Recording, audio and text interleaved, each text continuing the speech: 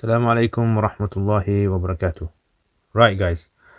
So, some of you guys have been asking me, can you do al-Manflooti? Can you do some advanced adab? So, what I thought is, got a new phone, I've got this pen thing. You just want to see my face? You can see my face as well.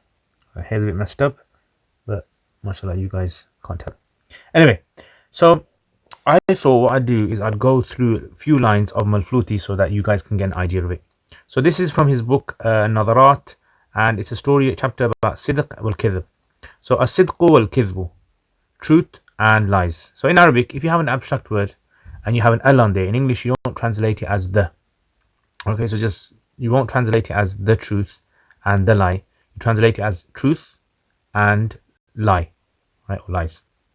So he says, جاءني came to me هذا الكتاب, this book. So this book came to me من أحد الفضلاء, min from أحد, one of, al-fudala, the well-respected or graduates. It's a word that's used for various things. So this book came to me from one of the fudala, one of the well-respected people.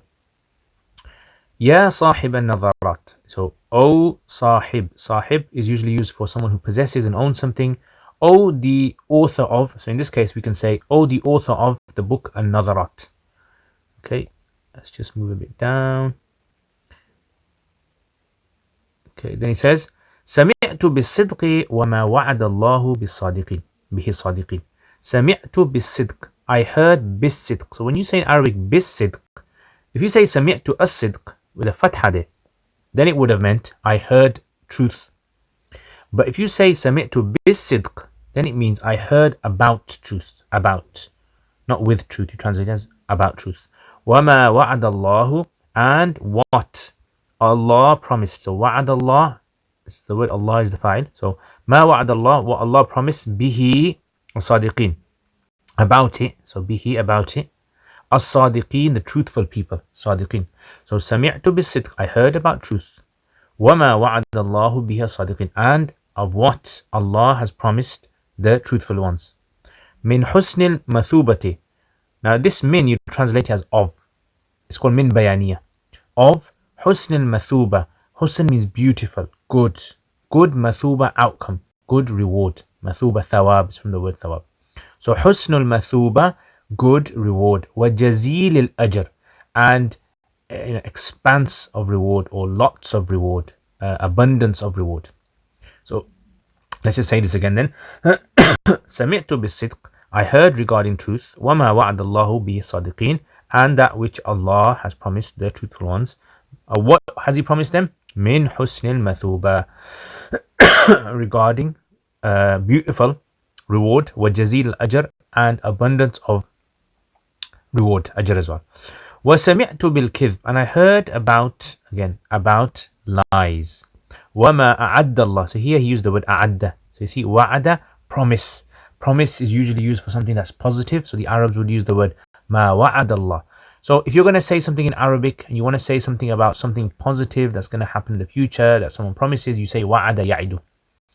And if you want to say something bad, you can use وعد, but I mean the Quran kind of uses the word أعد as well. So أعد is used, and it's not always negative, but أعد means prepared. عداد. وما أعد الله للكاذبين, and that which Allah has prepared for the kadhibin. Notice over here you don't use the word for the sadiqin. You don't say ma wa'ada Allahu bihi lis-sadiqin. This is where students need to understand adab, where certain, what we call silas, where certain prepositions are used and where they're not used. So wa'ada, you don't use li generally for wa'ada, and you don't use so let me change this color. Use kind of bihi and li for a'adda. A'adda Allahu lil muhsinati min kunna.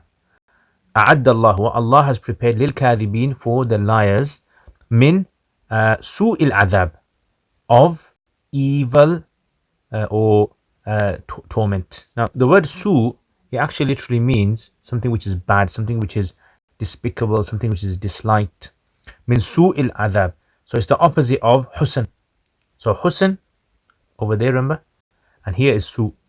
So su'il adhab, put in the comments what you guys would translate su as. I would translate it as of despicable, hated, or despised, or terrifying. Su il adab, terrifying torment. Wa alim al iqab. Alim means painful. Iqab means punishment. Right? So adab is torment, iqab punishment, something that follows on.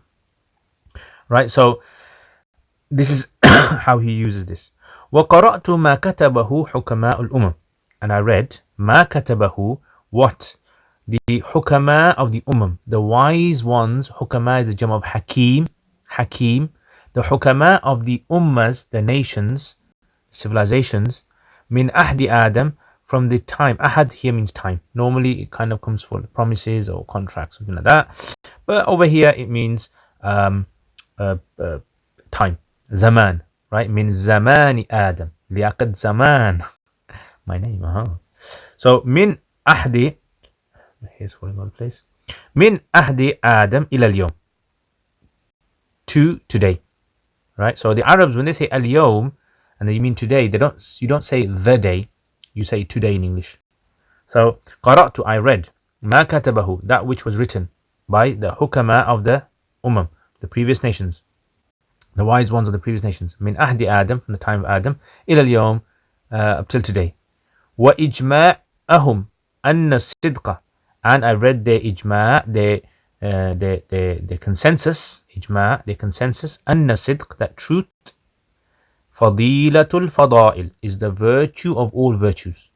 Fadilatul fada'il. Fadila is the jama of, is the plural singular of fada'il. So virtue of virtue. So you would say something like this because you want to kind of emphasize it. All virtues, let's say there's 10 virtues. Each one is a virtue. So the virtue of virtues is like saying the best virtue. Well, you can use this in Arabic as well. You can say ta'amul at'ima, or kitabul kutub. You can use it in various ways. Wal aslu alladhi tatafarra anhu jami'ul akhlaq, and it's the asl, it's the root from which tatafarra jami'ul akhlaq, branch out. Tatafarra, tafarra yatafarra, it means to kind of spread out, to branch out. So branch out from it, jami'ul akhlaq, all the akhlaq, all the characteristics, all the traits. Ash-sharifa, noble traits. Was-sifat al-karima, and the noble characteristics, attributes. Akhlaq is more like characteristic, and sifat is more something which is a description. So notice how he brings duals, twos. Husn al-mathuba wa jazil al-ajr. سوء العقاب وأليم سوء العذاب عليم العقاب. الصدق فضيلة الفضائل، والأصل الذي تتفرع عنه جميع الأخلاق الشريفة والصفات الكريمة. Do you guys get that? So this is why when you're kind of reading, try to kind of absorb the Arabic rather than simply just trying to memorize it. Just try to absorb how they say things. Okay, let's do a bit more. وأنه, and that, who it, ما تمسك. This who, you can translate it as the ism of أنه, is zamir al-sha'n, you can say. أنه, that the matter is, ما تمسك به متمسك إلا كان نجاح. ما تمسك به متمسك. This is a nice sentence. ما تمسك به متمسك. No holder has held it. No holder has held it. So متمسك is the fa'il of تمسك. So you kind of say this a lot. أكله آكل. Yeah. قرأه قارن. سمعه سامع. This is like a nice Arab way of trying to keep it obscure, right? You don't want to specify a particular individual, and you want to generalize it. You want to make it general, impacting everyone. ما تمسك به متمسك, يعني ما تمسك به أحد من الناس. Yeah. أحد من الناس. It doesn't mean that there's people out there who hold and there's some who don't hold. No, it's talking about everyone. ما تمسك به متمسك. You could have said this, ما تمسك به إلا كان نجاح, or أحد. متمسك kind of gives it a more kind of powerful imagery, that you're imagining someone holding on to something like this, like holding onto a pen. Yeah. إلا كان النجاح, except that success في أعماله are in his actions. Al-saqa are more adhering bihi with him, min dhillihi than his shadow, wa a'laq, and it's more sticking, it's more adhering as well. The word a'laq means to tie, more tied, bihi to him, min nafsi than himself. Look at that beautiful kind of way that he's kind of like, you can feel the Arabic over here. Like he's saying, no one has really held it except in those, whoever holds it, this will happen to them. But he's using a form of nullification, nullifying something and then establishing it. إلا كان النجاح, success, نجاح في أعماله, will be in his actions. In other words, whoever holds on to truth, success will be embedded in his actions. Al-saq, more adhering than his shadow. So we all know what our shadows are like. So when we imagine our shadows, we kind of think of our shadows with us wherever we are. So in other words, what is more closer to you than your shadows? What sticks to you more than your shadows? You know, success with truthful people. And what sticks to you more than what أعلق به من نفسي, what is tied to yourself more than yourself? Like your soul, yourself is tied to you. The closest to your body is yourself. He said, no, it's actually truth. So if you are truthful, success will be with you, will be stuck to you, like that. So let's have a little just check. We'll stop there. Let's just have a little check of what we've done today. So we're talking about sidq and kidhb. Look how he's using sentences. جاءني هذا الكتاب من أحد الفضلاء. You can actually start using this. What I would suggest is write something in Arabic using these ta'birat, just a few lines, and then you can send it to me maybe, and I can maybe show people and maybe do some corrections as well, and you'll improve your Arabic. جاءني هذا الكتاب من أحد الفضلاء. جاءني هذه الرسالة من أحد العلماء. جاءني هذا الكتاب من أحد الكتاب، من أحد الكاتبين. يا صاحب النظرات، يا صاحب جوجل، يا صاحب يوتيوب. سمعت بالصدق، سمعت بزيد. What does سمعت بزيد mean? I heard about Zaid. And then you want to bring twos, duality, duals, right? Because that gives it more beauty as well. The Arabs like duals, like you're kind of reflecting one off the other. وما وعد الله به صادقين. صادقين اسم فاعل, you know, inclusive of all those people who are truthful. And you don't mention names because you want to keep it just with attributes. من حسن المثوبة وجزيل الأجر. من حسن من حسن المعاملة وكثير العطاء.